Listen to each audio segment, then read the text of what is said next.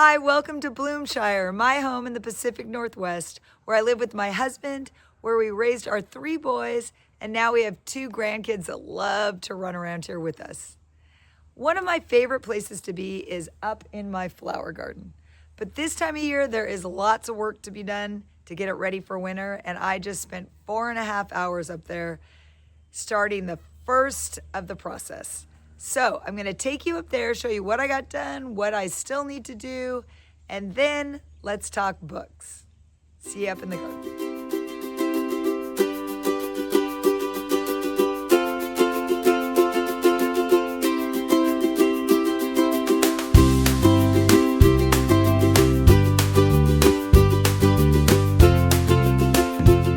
Okay, here's the first bed that I tackled.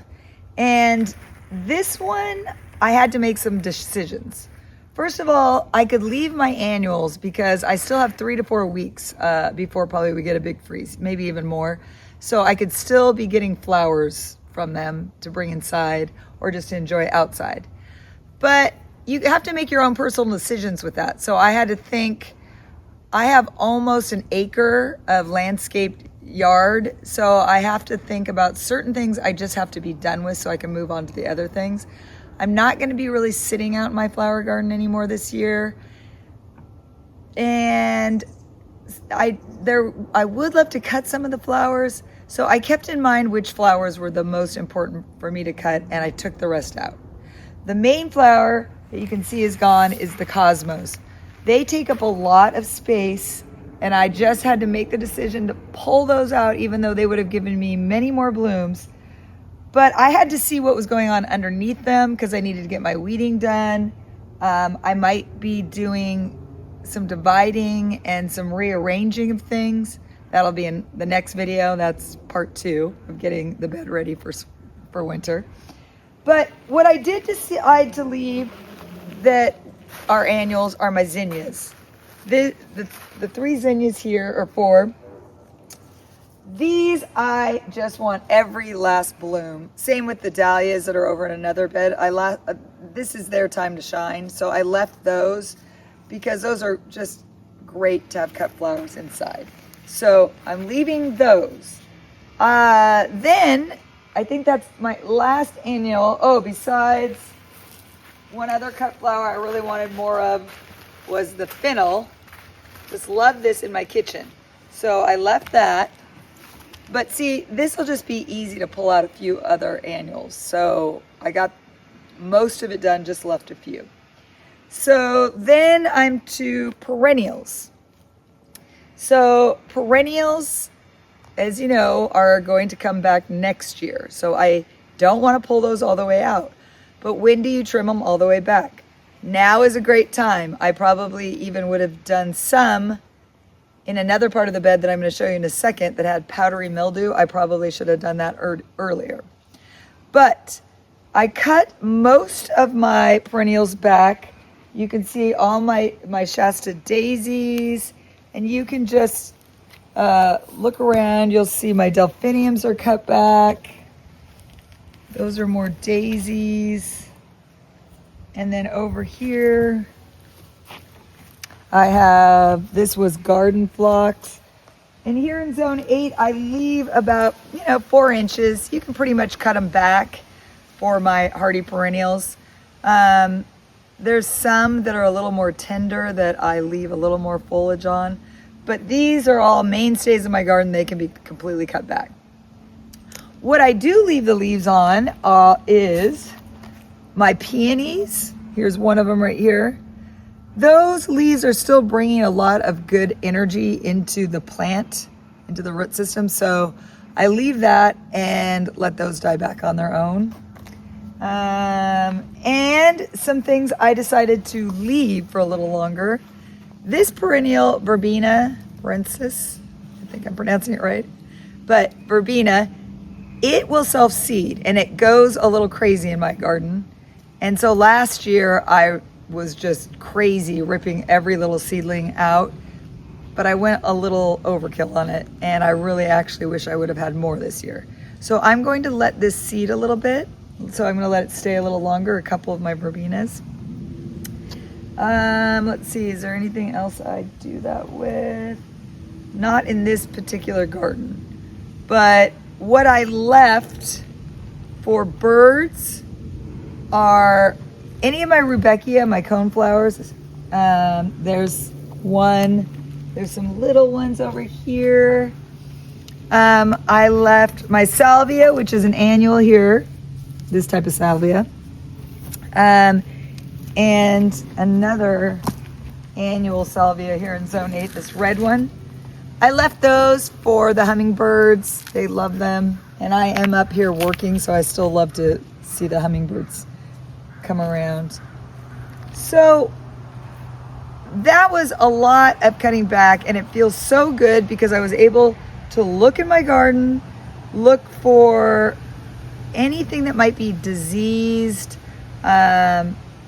I was weeding. You want to get your weeds right now before they set seed for the winter. I recommend this time of year is a garden journal. I have one, the Garden Journal, a 5-year record of your home garden.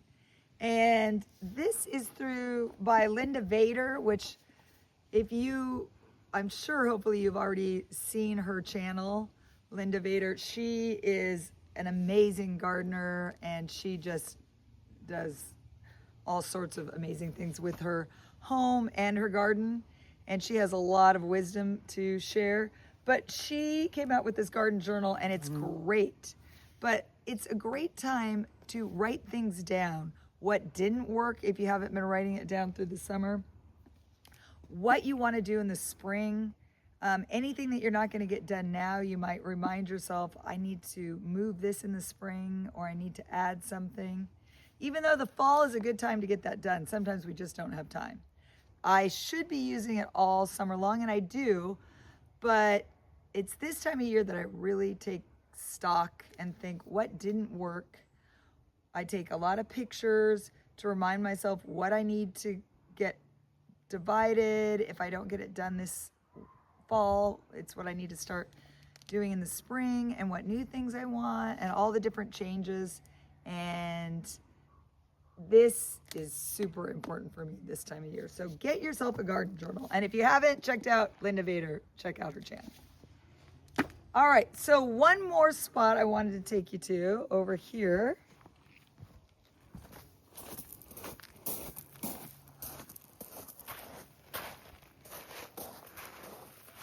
This area of the garden, which I'll give you a before picture of this as well, it was crazy with my Lemon Queen Helianthus that was right over here. And you can see I cut it back down to 2 plants. It was 4. You could divide these right now. All you do is dig them out, or get your spade and dig it out right in the middle. You can divide them in pieces, and that would have been great. I could have planted it in another part of my yard, but I have a lot of it already. But I took out 2 here to open it up. These really were affected by powdery mildew. Now that's a really normal thing that we get here in the Pacific Northwest with certain plants. And what you want to do to help keep it away is to keep as much airflow as possible. And these had gotten pretty squished in with other things. Also, you don't want to do overhead watering, and that's why here where we get all the rain, we get more powdery mildew. And I like to use soaker hoses or, drip lines in my gardens, but we haven't gotten them up here yet. So I will hand water for a long time, just trying to get the roots. But by the end of the summer, we were really getting busy, and I was throwing the sprinkler on, and that's when the powdery mildew came on. So what I need to do, I needed to cut it back, and I need to even cut it back further. Today was just day 1. Cut it back, and I need to get rid of it so that I don't have any of the spores. You don't want to put that in your compost. I need to get all the leaves down at the bottom, because we don't want the powdery mildew getting into the soil and being there next spring.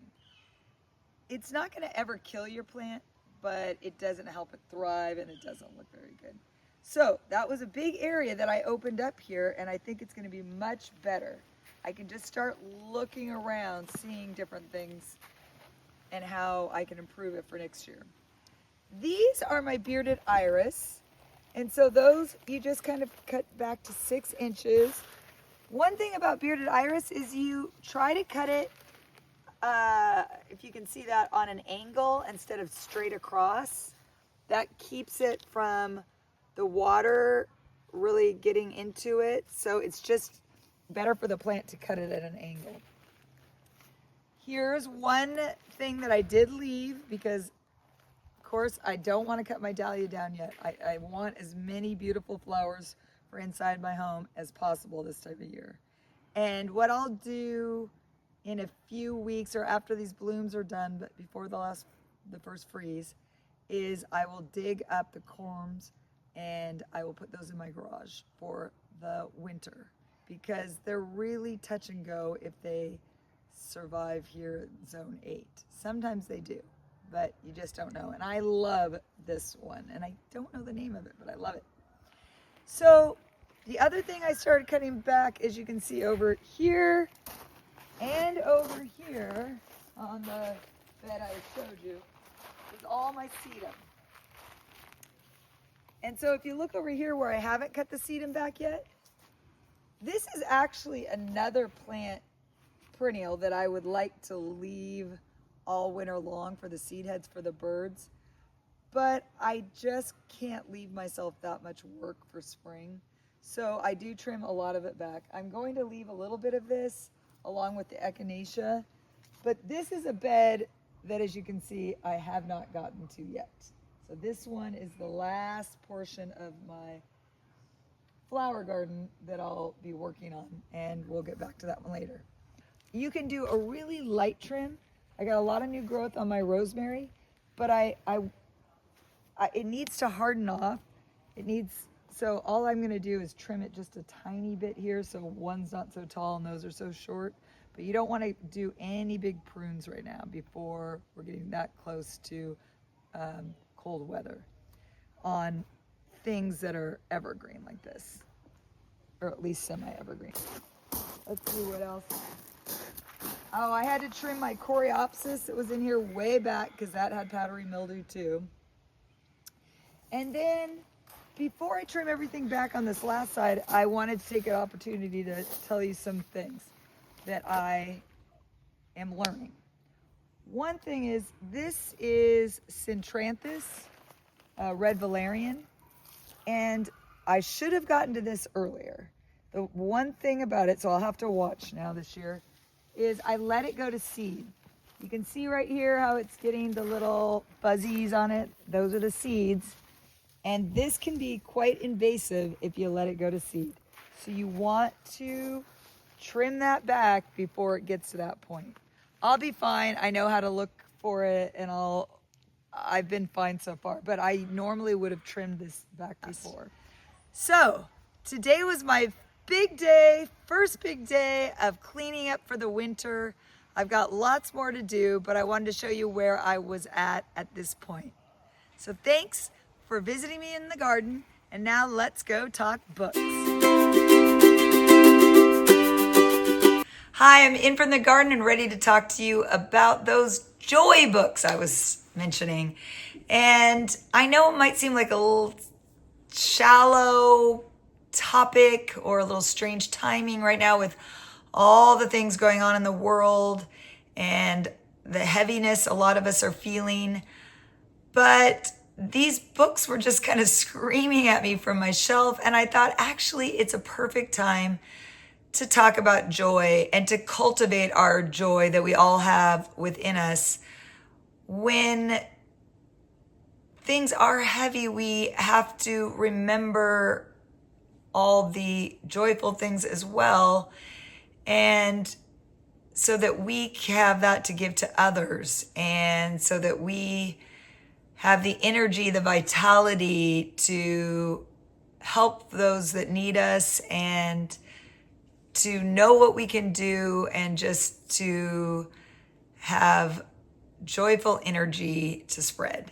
So with that in mind, there is just a few books that I'm going to talk to you about. So two by the same author, Debbie Travis, who you might remember a long time ago, any of you watching home shows. She was kind of a pioneer. She did The Painted House. So she has written Joy, The Lessons from a Tuscan Village, and Laugh More, Stories from an Unexpected Life. And this one she came out with more recently. But this one is beautiful because she moved to Italy. I think she's originally from England.